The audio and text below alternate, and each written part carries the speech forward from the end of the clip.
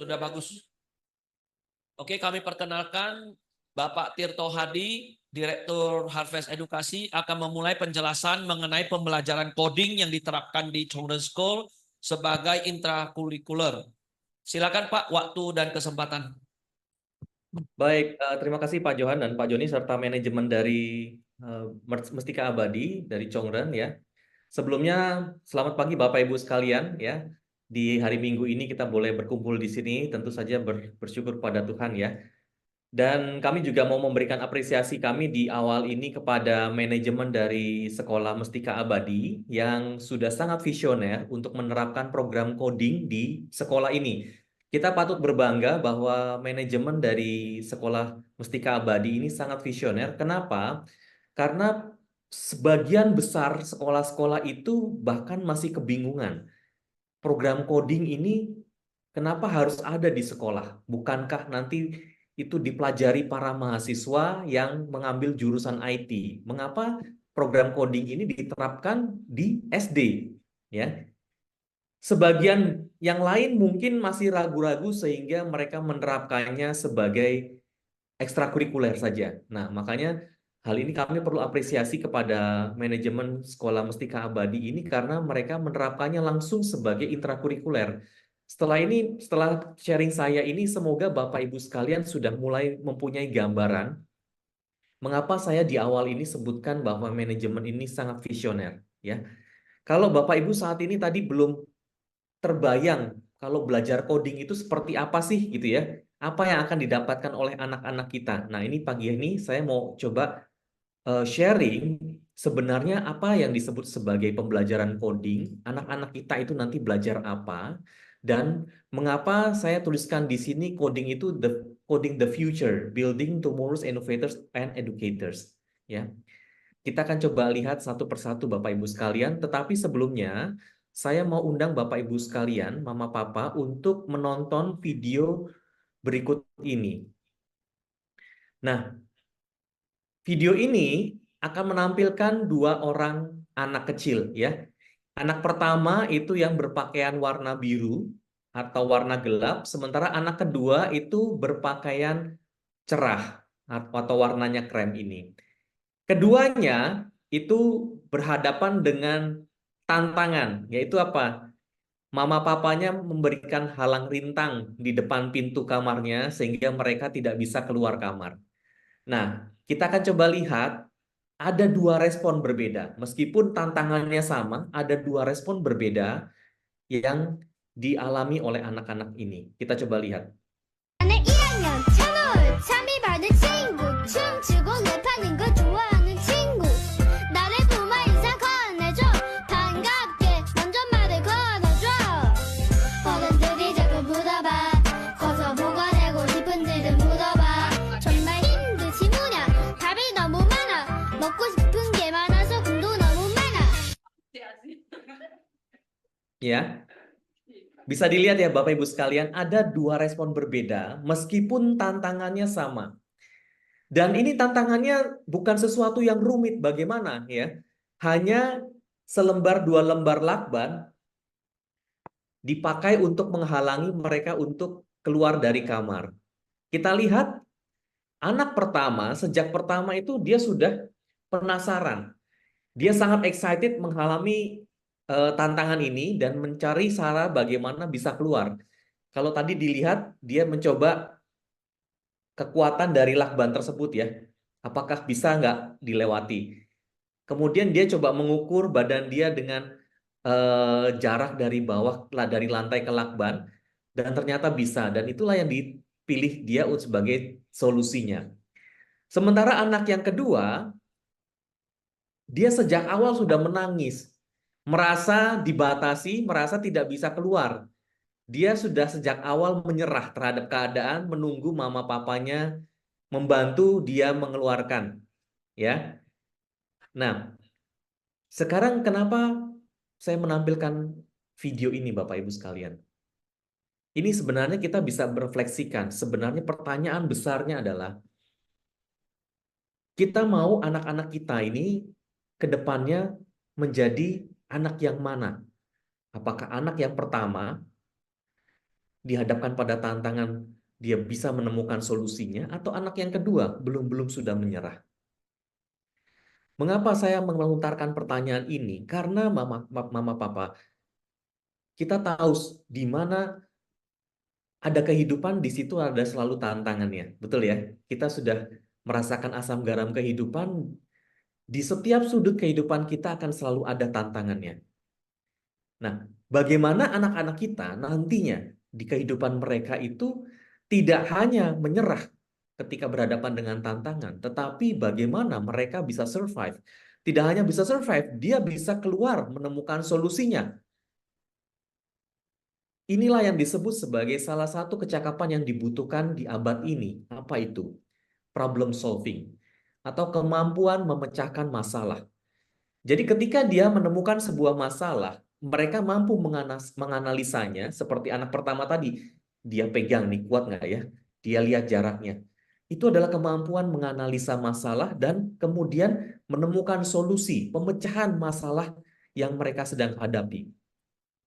Saya percaya mama papa di sini kita semua sebagai orang tua menginginkan anak-anak kita menjadi anak yang pertama tadi. Mereka pantang menyerah, bisa menemukan solusi buat tantangan yang dihadapi mereka. Nah, mama papa sekalian, kalau kita belajar coding, ya, jangan bayangkan anak-anak kita itu nanti akan belajar sesuatu yang rumit, ya. Tidak, mama papa sekalian. Coding ini memang digunakan untuk membuat aplikasi, website, ya, game dan lain sebagainya. Semua aplikasi dan game yang ada di handphone kita saat ini itu dibangun dari coding, ya. Tapi jangan khawatir, anak-anak kita tidak akan belajar sesuatu yang rumit, tetapi akan masuk lewat permainan seperti ini, ya. Anak-anak kita akan dihadapkan pada tantangan yang satu saja. Bagaimana si karakter ini mendapatkan kapsulnya, ya? Kayaknya simpel ya, mama papa ya. Kayaknya simpel nih. Bagaimana si karakter ini mendapatkan kapsulnya? Ada yang bisa bantu saya? Bagaimana nih caranya?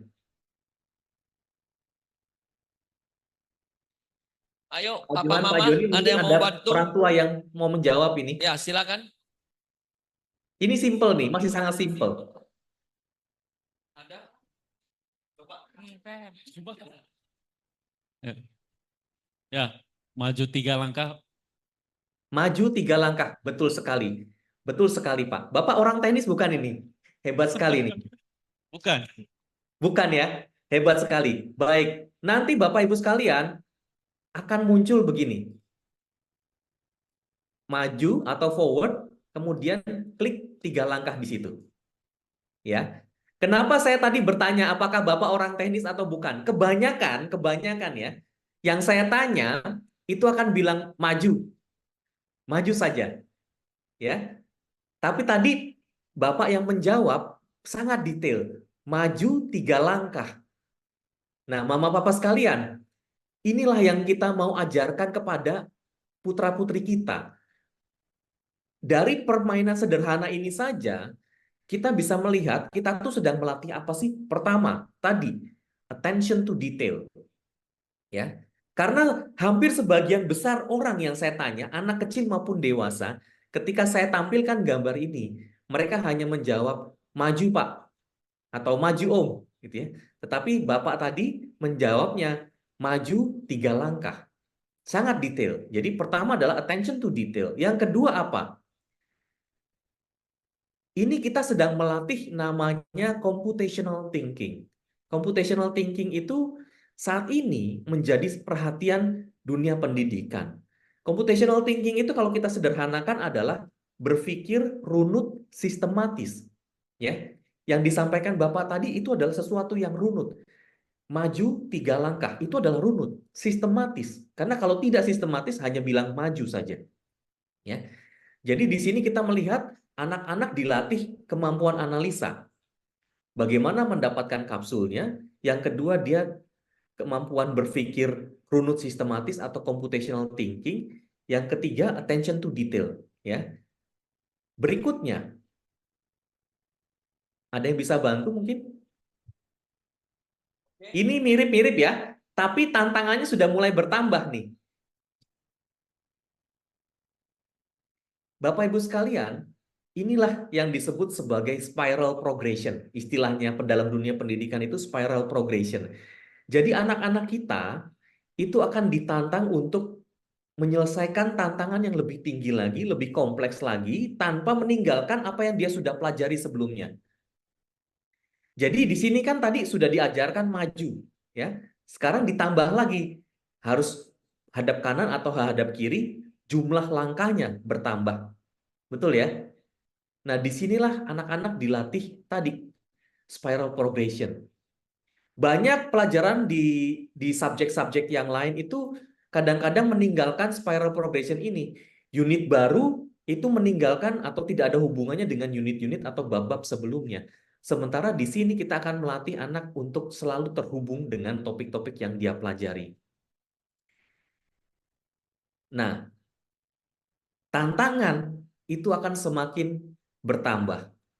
Challenge-nya sama, bagaimana karakter, nih kebetulan karakternya sudah berubah ya, bagaimana karakter mendapatkan kapsul, tetapi halang rintangnya itu yang berubah, tantangannya yang berubah. Jadi anak-anak kita itu benar-benar dilatih problem solving-nya, computational thinking. Nah, mengapa saya bilang di sini computational thinking, problem solving berkali-kali, Mama Papa? Nanti akan kita lihat sebenarnya Codmentum ini mengajarkan apa sih sebenarnya? Apakah coding semata atau ada hal lain yang mau diajarkan? Nah, anak-anak kita itu awalnya akan belajar dengan menggunakan blocking seperti ini. Ya. Sangat simpel. Gambar-gambar visual ini akan sangat mempermudah mereka memahami bagaimana tantangan ini diselesaikan.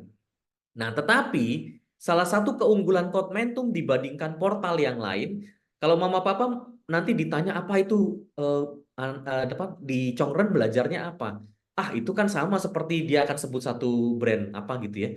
Saya perlu sampaikan di sini Mama Papa. Portal-portal yang lain, portal belajar yang lain, mereka hanya berhenti sampai di sini. Di sini itu dalam arti apa? Ini adalah visual programming, blocking namanya. Mereka tidak akan mengajarkan coding sebenarnya. Padahal kalau yang namanya pelajaran coding itu yang mengajarkan coding. Nah, istimewanya di sini Mama Papa, anak-anak awalnya akan mengerjakan dengan menggunakan blocking. Nih kalau Mama Papa lihat di sini ada tulisan block ya. Maka solusinya akan diselesaikan dengan menggunakan blocking. Tapi dalam dunia coding itu dikenal bahasa pemrograman JavaScript dan Python. Python dan JavaScript ini.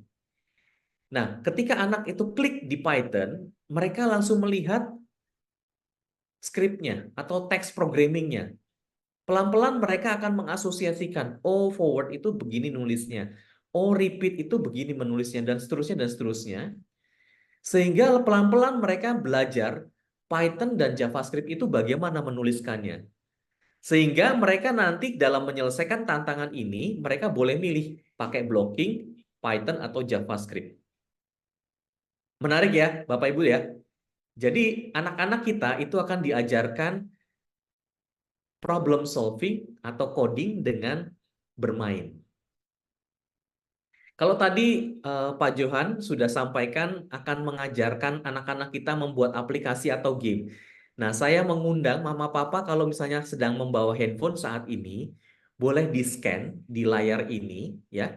Jadi ini adalah contoh aplikasi dan game yang nantinya Mama Papa, putra-putri kita itu bisa bikin ya. Jadi yang di sebelah kiri kita ini, yang sebelah kiri ini ada tulisan Save the Polar Bear, itu adalah game. Sementara yang di sebelah kanan itu adalah kalkulator. Ya. Aplikasi ini bisa di-download di Android maupun di iOS, di Apple, ya. Jadi nanti dalam proses belajarnya, anak-anak kita akan dibimbing oleh guru-guru Chongren atau Mestika Abadi, tidak hanya mengenal project atau mengenal programming, tetapi juga membuat aplikasi maupun gamenya mereka sendiri. Dan ujungnya, ketika mereka selesai membuat aplikasi atau gamenya sendiri, akan muncul QR seperti ini yang nanti bisa di-share kepada mama papa atau kakaknya. Nah, pertanyaan saya, betapa bangganya kita kalau anak-anak kita sudah bisa membuat aplikasinya sendiri loh. Ini kalau di luaran sana, mama papa saya nggak tahu ya, kalau di Medan apakah kursus coding itu sudah menjamur atau tidak. Kalau di Jakarta ini sudah mulai menjamur. Tetapi mahal sekali. Misalnya 1 bulan itu bisa ada yang 1,5 juta sampai 2 juta loh. Untuk kursus coding doang. Nah, sementara di Mestika Abadi, ini sudah dijalankan, diintegrasikan dengan pelajaran. Mereka akan bisa mengenal coding, membuat aplikasi dan gamenya. Tetapi Bapak Ibu sekalian, yang saya mau garis bawahi di sini adalah ketika anak-anak kita belajar coding, ya, bukan itu sebenarnya yang kita mau. Ketika anak-anak kita bisa coding, bisa membuat aplikasinya sendiri atau gamenya sendiri, buat kita itu adalah bonus, Bapak Ibu sekalian. Karena sebenarnya kita mau melatih soft skill dan life skill-nya mereka. Ya, saya mau tarik benang merahnya dengan video yang kita tonton di awal tadi, Mama Papa. Ketika dua anak itu berhadapan dengan tantangan, ada 2 respon berbeda. Ya, yang satu mungkin tidak terbiasa dengan tantangan. Yang anak pertama, dia melihat tantangan sebagai sebuah tantangan. Bagaimana solusi bisa dibuat. Dia berlatih problem solving dan lain sebagainya. Nah, disinilah Mama Papa kita alasan mengapa manajemen dari Mestika Abadi menjalankan coding di sekolah. Karena apa? Karena manajemen menyadari bahwa coding hanyalah kendaraan buat anak-anak kita melatih soft skill-nya mereka yang akan dipakai dimanapun. Mereka mau berkarir dimanapun, mereka punya tantangan di abad manapun, soft skill itu akan sangat berguna. Bahwa anak-anak kita itu bisa kenal coding, bisa bikin aplikasi atau gamenya, itu adalah bonus. Sekarang soft skill apa sebenarnya yang akan diajarkan kepada putra-putri kita, Mama Papa? Nah ini, ada problem solving, ya, pemecahan masalah. Kecakapan ini akan mereka latih selama mereka belajar coding dengan menggunakan Codementum. Problem solving atau menyelesaikan masalah. Computational thinking atau tadi yang saya sebut sebagai berpikir runut sistematis. Resilience. Resilience itu apa? Gigih.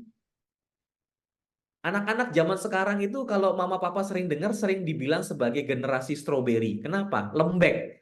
Nggak seperti zaman kita itu loh. Tangguh. Ya. Anak-anak zaman sekarang dibilang sebagai generasi strawberry. Kenapa? Berhadapan dengan tantangan sudah menyerah.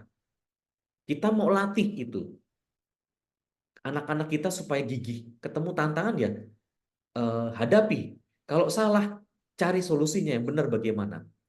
Anak-anak kita akan berlatih kreativitas, kemampuan berkomunikasi, attention to detail, sama seperti tadi Bapak yang menjawab ya.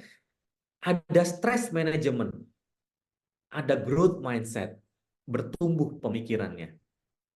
Dan ini semua akan diajarkan kepada putra-putri kita tanpa mereka sadari. Kenapa? Karena pendekatannya menggunakan gamification.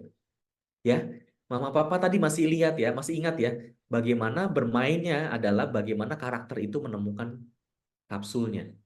Lewat gamification, kita itu mau pelan-pelan mengubah perilakunya. Ya, saya mau bertanya, apakah Mama Papa yang hadir di sini kalau ke mall bayar makanan atau bayar transaksi masih pakai cash? Ada yang masih pakai cash? Tapi saya percaya sebagian besar itu sudah pakai yang namanya e-wallet, betul ya? QR. Bahkan tadi ini saya mendengar sekilas manajemen sekolah sudah menerapkan akan ada NFC itu di kartunya, masuk ke akses ke sekolah, bayar apapun pakai cashless ya. Nah, ini semua sebagai bagian dari merubah perilaku. Ya.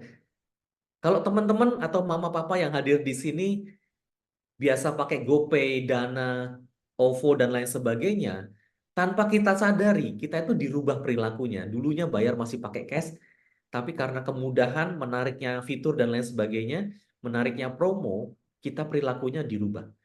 Demikian juga dengan belajar Codmentum ini, Mama Papa. Putra-putri kita tanpa mereka akan sadari, kita akan bangun kebiasaannya, perilakunya untuk mereka mempunyai kecakapan yang ada di sini.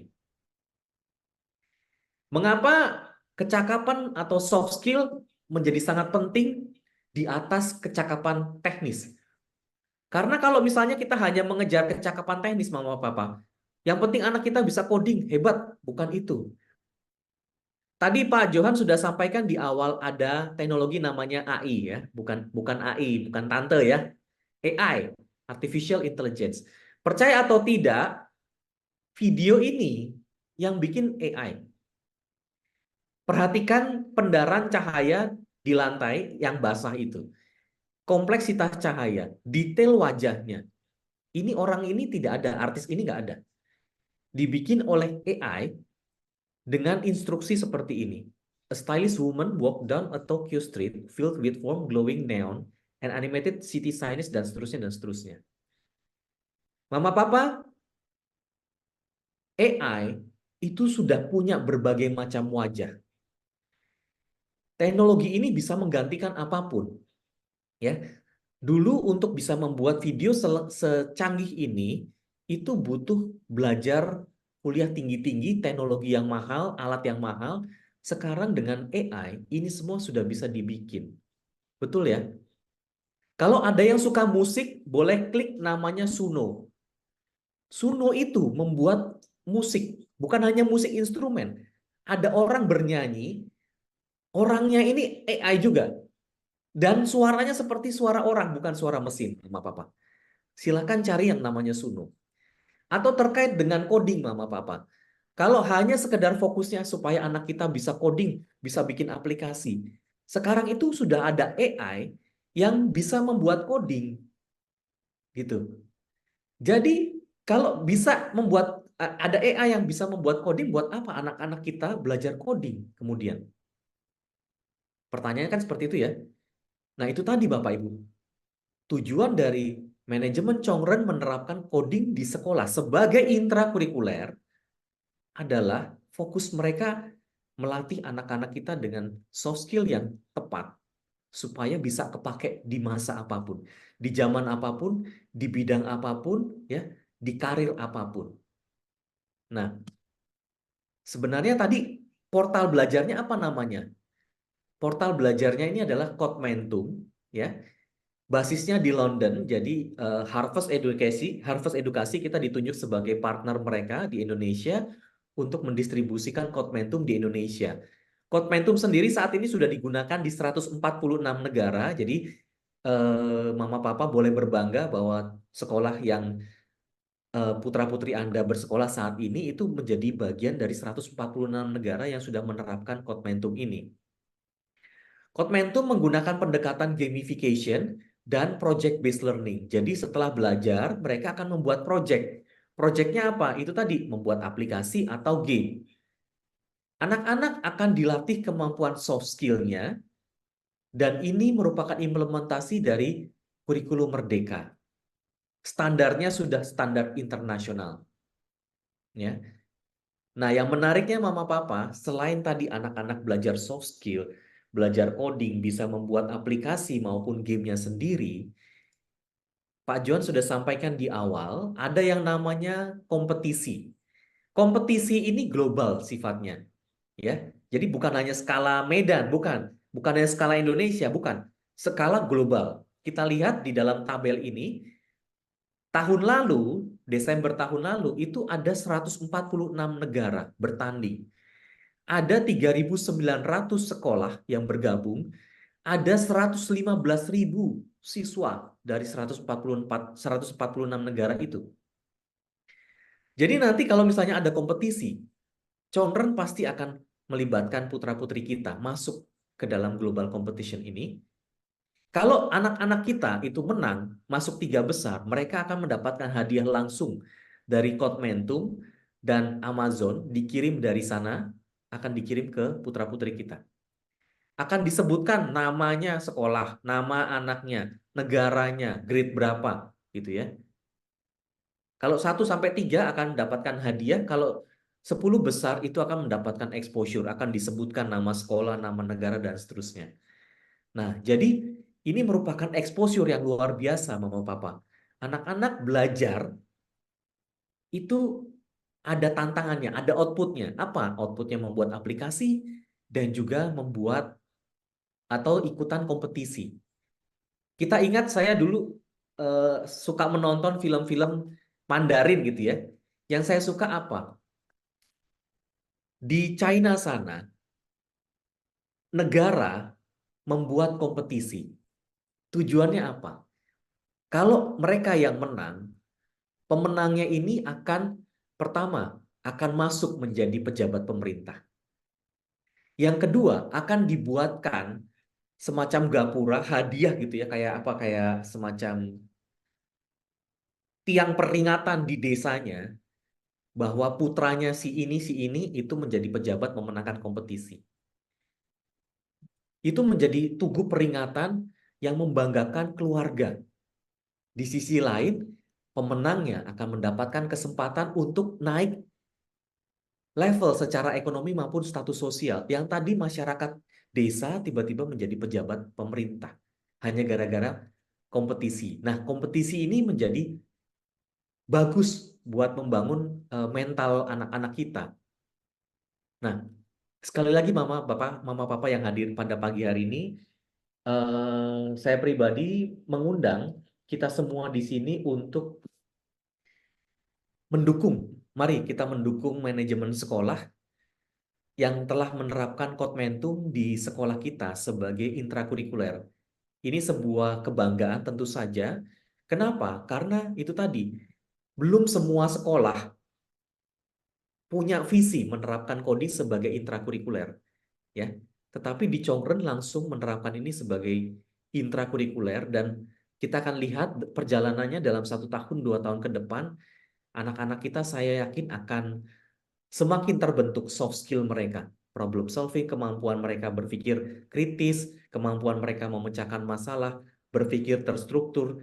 Nanti anak-anak kita akan terlatih lebih terstruktur, mudah-mudahan lebih rapi lagi gitu ya dalam segala hal. Ya, demikian sekedar sharing saya mengenai apa sih Kotmentum itu dan mengapa Kotmentum ini diterapkan di sekolah Mestika Abadi ini sebagai intrakurikuler. Semoga hal ini bisa membuka kacamata kita ya, membuka hati kita, dan kita bisa memberikan dukungan penuh kepada manajemen sekolah dan putra-putri kita. Bahkan nanti papa mama juga boleh belajar ya. Kalau dilihat tadi kan gamenya gampang ya. Maju, hadap kanan, hadap kiri, kita pun bisa belajar ya. Kita pun bisa belajar, mama papa. Karena apa? Karena dunia saat ini itu sudah dekat dengan teknologi ya. Sama seperti kalau misalnya dunia ini sudah global perspektif ya. Jadi sudah globalisasi, era globalisasi gitu ya. Yang diuntungkan adalah mereka yang bisa berbahasa Inggris. Betul ya? Nah, sama juga analoginya sama. Di dunia teknologi yang serba digital, serba canggih ini, yang paling diuntungkan adalah mereka yang mengenal bahasa pemrograman. Karena mereka lah yang bisa mengelola, memanage, memanipulasi teknologi yang ada di sekitar kita. Baik, demikian Pak Johan, Pak Joni, yang bisa saya sharingkan kepada orang tua. Silakan kalau misalnya ada yang mau ditanyakan ke kami. Terima kasih. Oke, terima kasih Pak Tirto. Bagaimana Papa Mama? Ada pertanyaan yang mau ditanyakan? Apakah cukup jelas uraian yang disampaikan oleh Pak Tirto Hadi? Sudah cukup jelas? Oke, jadi manfaat untuk anak-anak kita yang sekolah di Chongren dengan intrakurikuler coding ini tentu sudah sangat jelas ya disampaikan oleh Pak Tirto Hadi. Sehingga ya nanti kalau ada di rumah mereka mengerjakan tugas-tugasnya, ya misalnya mau coba-coba latihan untuk buat mengikuti pelajaran yang ditugaskan atau mengulang, ya mama papa boleh temani mereka sama-sama. Jadi itu membangun keterikatan hubungan Betul. yang lebih baik lagi. Jadi bukan malah menjauhkan orang tua dengan anak ya.